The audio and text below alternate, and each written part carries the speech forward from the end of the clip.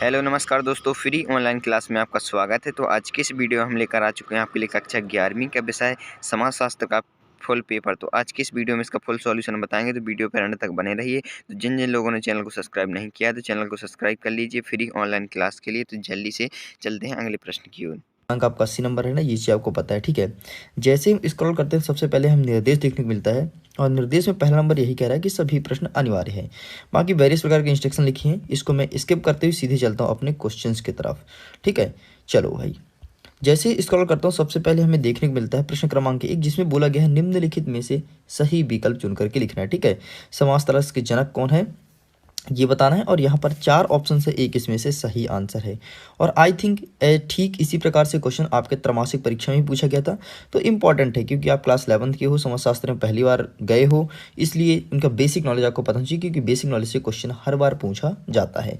चलिए स्टूडेंट्स आगे चलते हैं। Second question, history of human marriage पुस्तक के लेखक का नाम बताना है आपको, और यहाँ पर ऑप्शन है मजुमदार, देसाई, वेस्टमार्क या डेविस। चलिए स्क्रॉल करते हैं, देखते हैं थर्ड क्वेश्चन। हमारा थर्ड क्वेश्चन कहता है इतिहास को अतीत का समाजशास्त्र किसने कहा है। ऑप्शन है मैकाइवर, बेसिन, जॉन हावर्ड या गिलिन ने।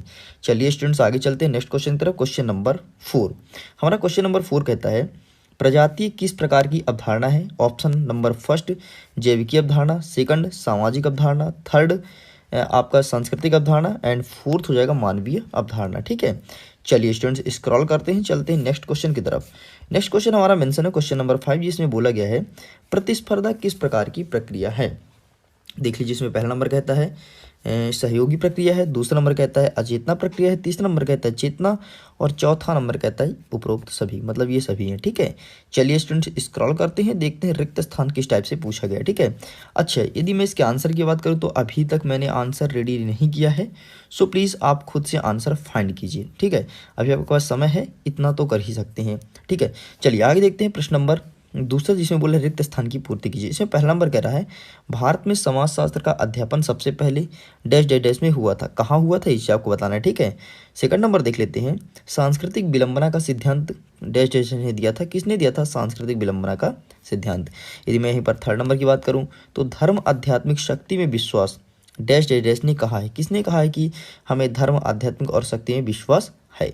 चलिए फोर्थ नंबर देख लेते हैं परिवार डैश डैश डैश समूह है, प्राथमिक है द्वितीयक है। यहीं पर फिफ्थ नंबर की बात करूं तो अवलोकन में सर्वप्रथम प्रयोग डैश डैश डैश का होता है, किसका होता है, नेत्र का होता है या कान का होता है। चलिए भाई स्क्रॉल करते हैं, देख लेते हैं नेक्स्ट क्वेश्चन, जिसमें बोला गया सही जोड़ी। एक साइड दिया है खंड आ या का कह सकते हैं, और दूसरी साइड दिया है खंड खा। ऐसा भी कह सकते हैं कि खंड का में हमेशा प्रश्न रहता है और खंड खा में हमेशा आंसर रहता है, मतलब इस क्वेश्चन के आंसर से आपको फटाफट ऐसे मैच करना है। ठीक है, तो लीजिए भाई इसका स्क्रीनशॉट ले लीजिए पूरा, मैं दिखा देता हूँ और आंसर खुद से फाइंड कीजिए। ले ली स्क्रीनशॉट। चलिए आगे चलते हैं, देख लेते हैं क्वेश्चन नंबर 5। हमारा क्वेश्चन नंबर 5 का बहुत ही महत्वपूर्ण प्रश्न है समाजशास्त्र समाज का वैज्ञानिक अध्ययन है, तर्क दीजिए। आपको ये समझाना है। ठीक है, और यकीन मानिए बेसिक क्वेश्चन 1 से 2 आपके एग्जाम में पूछा जाएगा। चलिए आगे चलते हैं नेक्स्ट क्वेश्चन 7th नंबर। देखिए 6th नंबर मिस हो गए, पीडीएफ नीचे मिल जाएगा। ठीक है, हमारा 7th नंबर कहता है सामाजिक नियंत्रण में राज्य की भूमिका स्पष्ट कीजिए। चलिए स्टूडेंट स्क्रॉल करते हैं, चलते हैं नेक्स्ट क्वेश्चन की तरफ। क्वेश्चन नंबर 8 यहाँ पर मेंशन है, और हमारा 8वां नंबर कहता है पूंजीवाद की प्रमुख विशेषताएं आपको बताना है। चलिए स्क्रॉल करते हैं, आगे चलते हैं क्वेश्चन नंबर 9।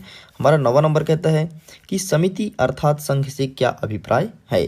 चलिए स्क्रॉल करते हैं, चलते हैं नेक्स्ट क्वेश्चन। क्वेश्चन नंबर 10वां में पूछा गया शिक्षा का व्यापक अर्थ क्या है। सिंपल सा क्वेश्चन पूछा गया, आपको ये चीज बताना है। ठीक है, चलिए आगे चलते हैं नेक्स्ट क्वेश्चन। क्वेश्चन नंबर 11 सामाजिक संरचना किसे कहते हैं। ठीक है, स्क्रॉल करने पर आगे चलते हैं तो मिलता है क्वेश्चन नंबर 12, जिसमें बोला गया है सामाजिक परिवर्तन का उपयुक्त परिभाषा देते हुए 2 प्रमुख विशेषताएं लिखनी है। चलिए आगे चलते हैं क्वेश्चन नंबर 13। हमारा 13वां नंबर कहता है क्रांतिकारी परिवर्तन किसे कहते हैं। क्रांतिकारी परिवर्तन का मतलब ये होता है कोई भी चीज का अचानक बदलाव आ जाना, उसे ही हम क्रांतिकारी परिवर्तन कहते हैं। ठीक है, जैसे सपोज दैट आज आपने एग्जाम देने गया, ठीक है, सपोज दैट आपसे कुछ भी नहीं आता था एग्जाम में, लेकिन यार क्रांतिकारी परिवर्तन ला दिए, मतलब एग्जाम में ऐसा लिखिए एग्जाम क्या बताएं, मतलब सर हैरान हो गए यार कि भाई इस बंदे से कैसे क्रांतिकारी परिवर्तन कर सकते हैं, मतलब अचानक परिवर्तन लाना, उसे हम कहते हैं क्रांतिकारी परिवर्तन करना। चलिए स्टूडेंट्स आगे चलते हैं। क्वेश्चन नंबर 6 जो मिसिंग हो गया था वो मैं नीचे मेंशन कर दिया हूँ। मनुष्य एक सामाजिक प्राणी है, इस कथन की समीक्षा कीजिए। आपको बताना है कि वाकई मनुष्य एक सामाजिक प्राणी समाज में रहता है। ठीक है, और और आप समाजशास्त्र जैसे विषय का चयन किए हैं तो आपको डेप्थ में पता भी होना चाहिए। चलिए भाई आगे चलते हैं, क्वेश्चन नंबर 14 देख लेते हैं। हमारा 14वां नंबर कहता है ध्वनि प्रदूषण से आप क्या समझते हैं? आधुनिक समाज में इसका कुप्रभाव उदाहरण सहित समझाइए। आपको ध्वनि प्रदूषण बताना है और ये बताना है कि समाज में इसका कैसे प्रभाव पड़ रहा है, व्यक्ति कैसे विचलित हो रहे हैं, ठीक है, ये सब बताना है। चलिए स्टूडेंट स्क्रॉल करते हैं। तो बस आपके पीडीएफ में इतने ही क्वेश्चंस थे, पूरे के पूरे क्वेश्चंस कंप्लीट होते हैं। एक चीज़ मैं अगेन कंफर्म कर देता हूँ स्टूडेंट्स, ये एकदम रियल पेपर नहीं है, लेकिन यकीन मानिए यहाँ से बहुत सारे क्वेश्चन आपके एग्जाम में देखने को मिलेगा, ठीक है। नहीं तो फिर मैं बोल दूँ रियल है और ये तो पेपर आएगा नहीं, तो फिर आप मुझे हेट दो। इससे बेहतर है कि मैं आपको इन्फॉर्म कर दिया हूँ। अब आपके ऊपर है, आपको पढ़ना है या मिस करना है। मैं तो कहता हूँ पढ़ लीजिए, यकीन मानिए बेहतर नंबर आने वाले हैं। मुझे उम्मीद है आपको ये वीडियो पसंद आया होगा। सो अभी के लिए